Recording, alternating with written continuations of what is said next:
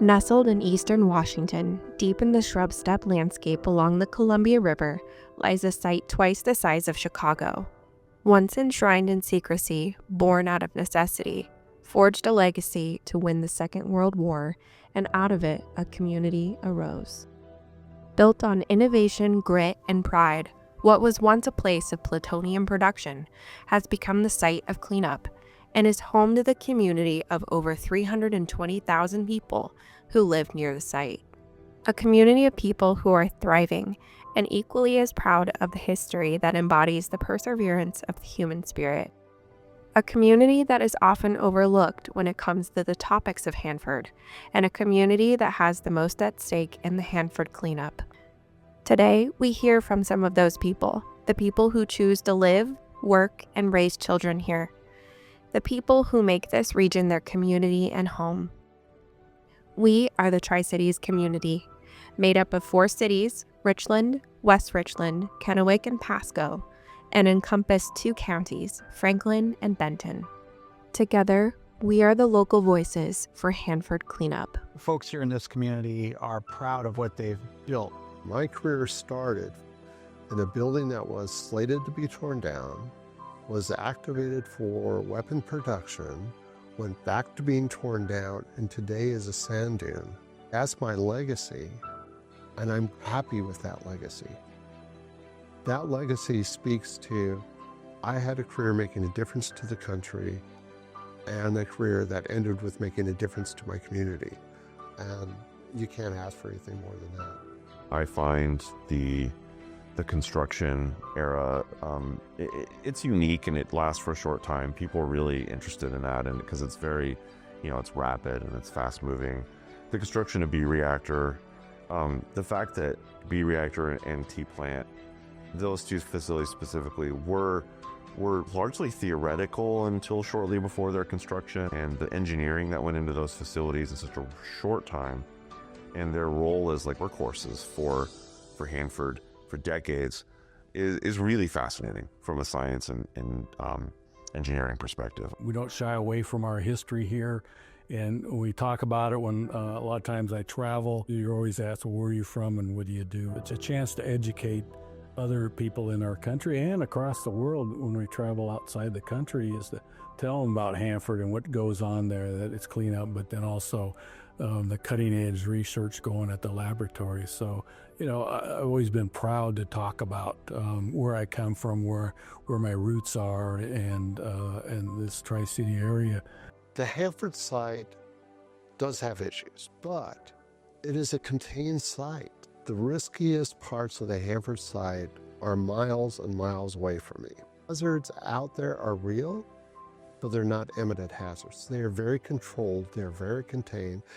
We are aware, but we're not panicked. And I think it's all about education and communication with people from outside this area. I don't know if I've heard any, myths, but, growing up there were some myths, about the giant rabbits out there, and things like that, and, all those, but I don't hear that anymore. So I think, it's people have a good understanding of what's going on now, and I think through education, sponsoring, or having other groups come into this area, especially with the Manhattan National Park, we're getting a lot more visitors coming in because they want to see the history related with Hanford and the Manhattan Project. And so, people get to see what's really going on out here. If you're part of this community, invite people in. Talk to your friends and family who aren't from here. Don't let the misperceptions exist when you know the reality of this place. And the reality is this is a great place. We have a culture here that's not common in the country. It's a very nuclear-friendly community because everyone here's grown up with it. And those who have come later, like myself, you get ingratiated into that. And this community, to the extent that it does, understands cleanup, understands what we're trying to do at Hanford, and you try to bring the new people that come into the community and get them to be a part of that understanding. As a community is a pretty good understanding of Hanford and the complexities of it, and that's why we are generally pretty comfortable with the approach that is being taken with cleanup and the progress that's being made. Folks who live here in the Tri-Cities feel safe. They're not concerned about any immediate public health risks because of Hanford, but we do know that it's super important to get the site cleaned up and ensure that there will never be those public health or environmental health risks.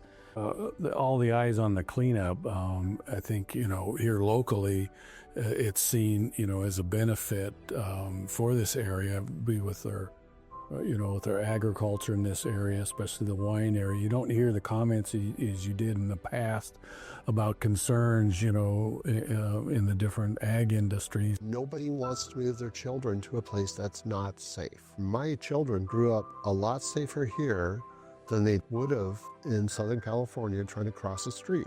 The attraction of this area is the livability.